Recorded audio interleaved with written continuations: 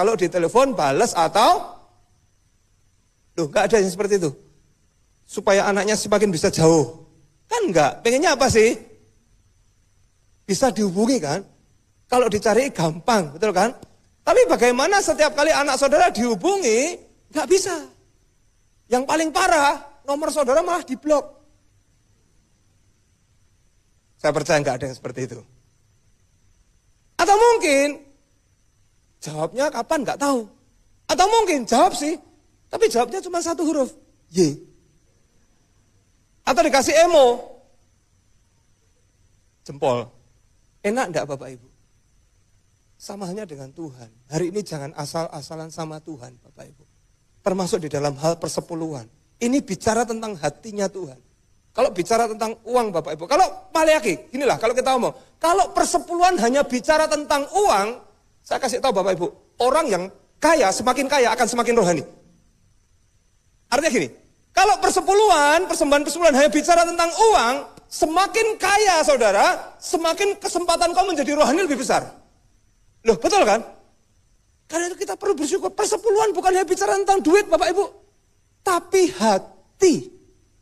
Buat apa saudara persepuluhan secara nominal? Banyak. Tapi gak ada hatinya di sana. Bukan itu yang Tuhan ingin. Itu termasuk persembahan yang asal-asalan Bapak Ibu. Balas sih WA-nya tadi. Tapi apa? Satu huruf.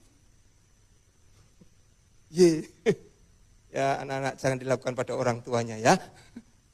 Hari ini saya berdoa setiap kita. Kita selalu beri yang terbaik buat Tuhan Allah kita. Termasuk di dalam apapun, termasuk keuangan dalam hidup kita.